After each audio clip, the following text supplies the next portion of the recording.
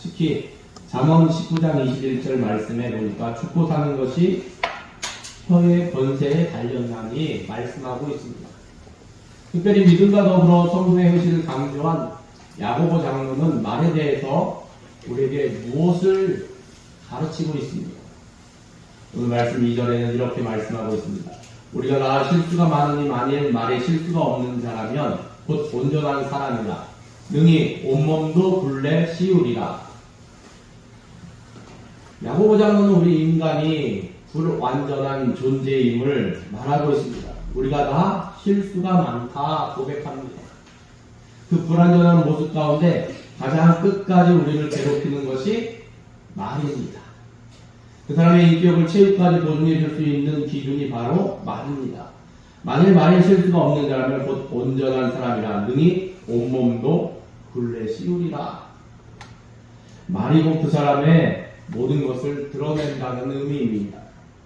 말을 절제하고 다스릴 줄 아는 사람이면 온전한 사람이라고 오늘 말씀은 우리에게 증거합니다.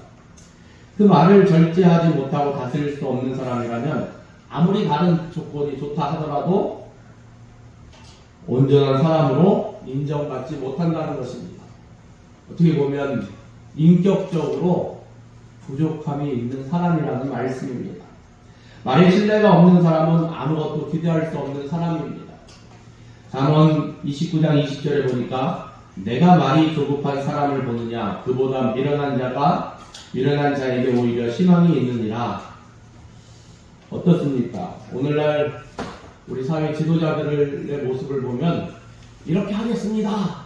선거가 얼마 남지 않았지만 이것저것 공약들을 많이 세우기도 하고 평상시에 이렇게 하겠습니다. 또 저렇게 하겠습니다. 얘기하지만 국민의 대다수는 그 중에 대부분이 다 말이 사라지는 듯이 아마 느낄 것입니다. 저 사람이 저렇게 얘기하는데 얼마나 지킬까? 과연 될까? 그런 생각들을 많이 하게 되었습니다. 신뢰를 잃어버리고 말았습니다. 말과 행동이 일치될 때 신뢰를 찾을 수 있습니다. 사랑하는 성도 여러분, 자신의 말에 책임질 수 있어야만 합니다. 꼭 필요한 말인지, 꼭 지금 해야 하는 말인지, 그리고 유익을 주는 말인지 생각한 후에 말을 해야 하고, 말을 한 후에 그 말에 대해서 끝까지 책임질 수 있어야 한다는 것입니다. 말이 너무 많으면 실수가 많고 다 책임질 수 없음을 알고 말을 줄여야만 합니다. 그런 의미에서 말이 곧 그 사람의 모든 것을 나타냅니다.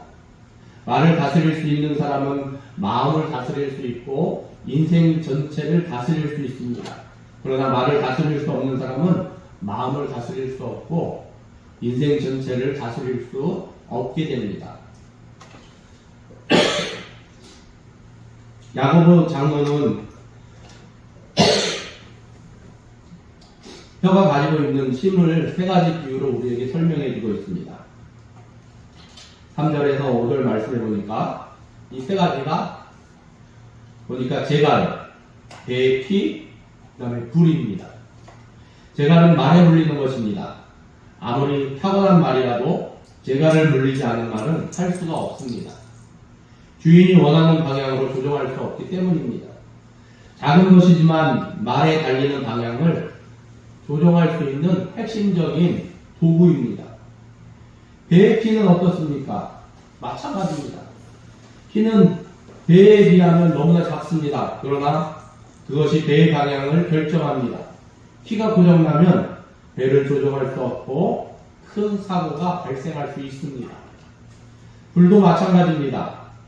불은 아주 미미하게 작은 것으로 시작됩니다. 아무리 큰 불도 작은 불씨에서 시작됩니다. 아주 담뱃불이 시작돼서 어떻습니까? 산 전체를 태우는 경우들이 간혹 뉴스에 보도됩니다. 저도 어렸을 때 불장난을 상당히 좋아했는데 방 안에 난로가 있었습니다.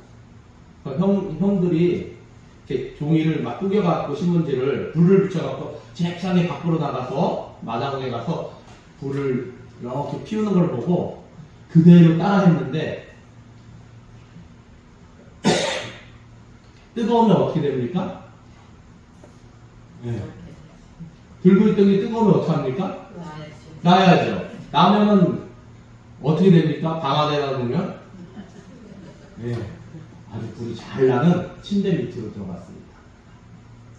그래서 막 방이 한번 막 탔는데 문을 열고 나가려고 하면 또 문까지 안 열려서 거기 쪼그리고 이렇게 앉아 있었는데 밖에 창문이 있어갖고 다행히도 창문 밖에 저희는 펌프질하는 그게 있었는데 그때 마을 사람들이 물을 들으러 저희 집으로 많이 왔었기 때문에 그걸 보고 난리가 났었습니다. 네. 저를 끄집어내고 양동이에다 물 받아 막 붓고 네. 그게 아마 초등학교 입학하기 전 일인 것 같습니다. 이 불이 그렇게 무섭습니다. 근데 여기서 제가 끝났을까요? 예, 아닙니다. 교회도 한번 들었습니다. 네. 예전에는 심지가 올라오는 난로를 사용하지 않았습니까? 석유 난로를. 그래서 심지가 너무 낮으니까 화력이 약하니까 따뜻하지 않아서 토요일날 찬양대가 연습해야 되는데 이게 화력이 안 받쳐주니까 심지를 살짝 올렸는데 제 나름대로 잘 올렸더니 하고 제가 볼 때는 불이 잘 탔는데 밥 먹으러 간 사이에 과열됐어요. 옆에 있는 석유통이 녹아서 막 석유가 흘러내리고 찬양대가 연습하러 왔는데 불이 막 난로 위로 막 올라가고 네. 온 교회가 다 시커매지고 네. 그 다음 주일이었는데 시커먼 가운데 예배를 드렸습니다. 동네에서도 난리가 난 적이 있습니다. 네. 그러니까 다음에 네. 이렇게 불은 무섭습니다. 네. 제가 불만 낸 게 아니라 불도 잘 끄고 다녔습니다. 네. 탑 들고 불 나면은 네. 이렇게 불은 큰 일들을 발생할 수 있습니다. 감당치 못합니다. 순간에 이루어지기 때문에. 혀는 작은 것이지만 이렇게 사람의 운명을 좌지우지할 만큼 큰 힘을 가지고 있습니다.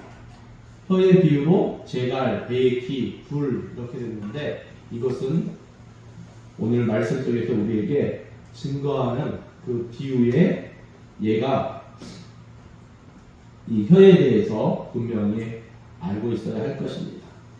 능히 온몸도 불에 씌우느니라. 말 한마디에 내 몸이 전체가 지배받게 되지 않습니까? 그 말에 억압받게 되고 그 말에 지배를 받아서 행동의 제약을 받게 됩니다. 6절 말씀에 이와 같이 선언했습니다. 혀는 곧 불이요 불의의 세계라. 혀는 우리 지체 중에 온몸을 더럽히고 삶의 수레바퀴를 불사르나니 그 사르는 것이 지옥의 불에서 나느니라. 이 말씀의 뜻은 온갖 불의가 혀로부터 출발한다는 말씀입니다. 그리고 이 혀는 인생의 삶 전체를 망치게 할 수도 있는 것입니다. 혀를 가지고 어떻습니까? 사람을 속이기도 하고 또 사기도 치고 거짓말도 하고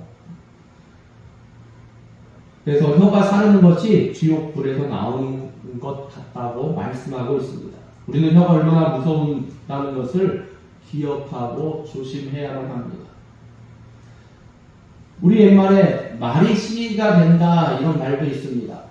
좋은 격언의 말이지만 말이 결국 어떻게 보면 그 사람의 행동을 결정한다는 뜻입니다.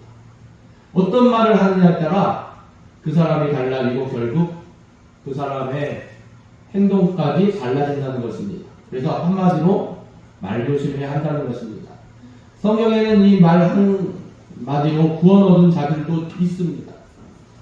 구약의 아비가일이라는 여성은 처음에는 나발이라는 어리석고 탐욕스러운 인물의 아내로 불행한 삶을 살아가지만 나발의 어리석은 말 한마디가 다윗의 진노를 일으키고 위기에 빠졌을 때 선하고 지혜로운 말로 이 다윗을 발됨으로 말미암아 그 집안을 구했을 뿐만 아니라 자신도 다윗의 아내가 되는 영광을 얻게 되었습니다. 또 그리스도와 함께 십자가에 달렸던 한 장군은 이보다 더 극적인 상황을 우리에게 보여주고 있습니다. 그는 온갖 제약으로 점철된 인생을 살았던 인물입니다. 지옥의 문턱에 있었지만 예수님께 자비를 구하는 말 한마디, 그 말 한마디에 그는 내가 나와 함께 낙원에 있으리라. 예수님의 이 말씀을 듣게 되었습니다. 마태복음 12장 36절 말씀해 보니까 내가 너희에게 이르노니 사람이 무슨 무익한 말을 하든지 심판날에 이에 대하여 신문을 받으리니 내 말대로 의롭다함을 받고 내 말대로 정죄함을 받으리라. 우리가 행한 모든 말, 이것이 마지막 때에 심판을 받게 된다는 말입니다. 그런데 문제는 혀가 우리 마음대로 생각 없이 생각보다 말이 먼저 나올 때도 있습니다. 왜 그럴까요? 오늘 말씀은 그 이유를 우리에게 설명해 주고 있는데, 혀가 쉽게 길들여지지 않는다고 말하고 있습니다. 여러 종류의 짐승과 새와 벌레와 바다의 생물은 다 사람이 길들일 수 있고 길들어 왔거니와 혀는 능히 길들일 사람이 없나니 쉬지 아니하는 악이요 죽이는 독이 가득한 것이라. 우리가 짐승들은 반복되는 행동을 통해서, 말과 행동을 통해서 길을 들일 수 있습니다. 그런데 우리 말은 길들이기 쉽지 않다는 것입니다.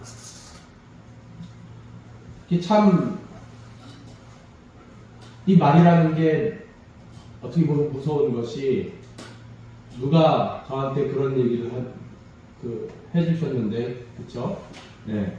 엄마 아빠가 여기 다른 나라에다 아이를 놓고 오니까 그 애기가 엄마 아빠가 없어지니까 욕하면서 나 버리고 갔다고 그랬다고. 근데 애들은 욕은 그렇게 쉽게 배우지 않습니까? 이게 어렸을 때부터 익숙해지면은 더 길들이기 어렵습니다. 왜? 이 안 좋은 말에 길들여져 있기 때문에. 저는 어렸을 때 자라면서 개 요즘은 개 이득 별 말을 개자를 붙여갖고 많이 사용합니다. 그런데 개 하면 그게 세상에서 제일 나쁜 욕인 줄 알았습니다. 욕은 입에 붙이지도 않고 살았습니다. 저희 집안. 욕하는 사람은 상종하지 말아야 될 사람. 근데 군대 갔다 오니까 그 개 모모가 입에 자연스럽게 붙는 거 보고 놀라운 변화를 경험했습니다. 근데 지금은 그 안 좋은 말들도 아이들은 개 모모 하면서 여러 가지 다양하게 사용하는 걸 보면서 그게 좋은 말인지 나쁜 말인지 경계가 모호한 경우들도 있습니다. 그러나 오늘 말씀은 우리에게 분명히 그렇게 할지언정 중요한 것은 노력해야 함을 우리에게 말씀하고 있습니다. 그래서 찬송하는 소리와 저주하는 소리를 어떻게 같이 한 입으로 낼 수 있는가? 그리고 샘이 한 구멍으로 쓴물과 간물을 낼 수 있느냐 질문하고 있습니다. 샘은 절대로 한 구멍에서 쓴물과 간물을 낼 수 없습니다. 무화과 나무가 무화과 나무의 열매를 맺을 수 없는 것처럼 짠물도 단물을 낼 수 없다는 것입니다. 이게 무슨 말입니까? 올바르게 거듭난 그리스도인의 입에서 짠물과 단물이 함께 나올 수 있느냐 질문하고 있는 것입니다. 한 입에서 찬송과 저주가 나올 수 있느냐 우리에게 묻고 있습니다. 그러니까 길들여지지 않은 혀의 문제는 온전히 믿음으로 서지 못한 것에 기인한다고 말씀하고 있는 것입니다. 우리가 성령 충만했을 때는 좋은 말, 기쁜 말을 많이 하지만 그렇지 못할 때는 또 안 좋은 말을 많이 사용할 수 있다는 것입니다. 그렇기 때문에 우리가 그리스도인으로서 바른 말을 사용할 것을 오늘 말씀 우리에게 증거해주고 있습니다.